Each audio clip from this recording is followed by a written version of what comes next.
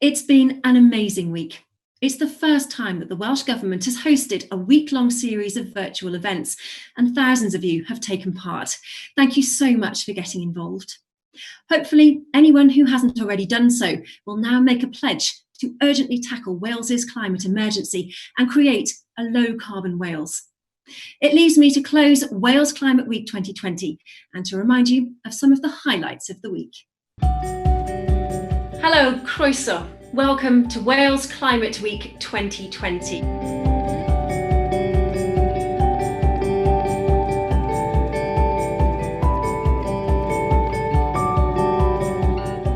This week we've got an exciting series of free, digital and interactive events where anyone passionate about climate change or someone who just wants to learn more can join conversations with national and global policymakers, campaigners and innovators about how climate change can be tackled. This is the start of the 12 months leading up to COP26 next year and our own next low carbon plan. Wales will not make this step alone. We're seeing countries around the world move to zero carbon.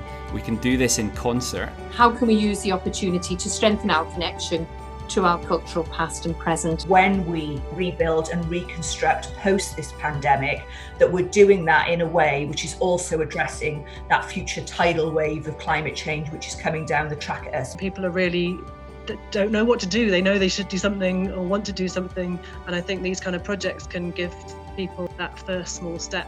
Let's now connect with our universities and with our other training facilities to make sure that we have young people and people of all ages that have the skills to contribute to this moving forward. I'm really hoping that you're sitting there in your classroom with all of your classmates ready to do some interactive activities. To fulfill all this potential, we first need, I think, a great act of national imagination, and then we need to make that dream real. And that for me means an overarching food and farming policy of unprecedented ambition. We can see that the quality of the products that we produce in Wales are sought after. We need to find new ways of storytelling, new ways to, yes, communicate the urgency and the nature of the threat, but also to imagine alternative futures. Action on climate change is about wholesale transformation of our ways of life. It's not a sort of niche issue that is just about the technical challenge or particular economic drivers. It's about how we live and what we value. And if we are to have any optimism, then it comes, not simply at all through the things that government does, but it comes through all the commitment, the enthusiasm, the determination that the people who will be taking part in this week bring to this agenda.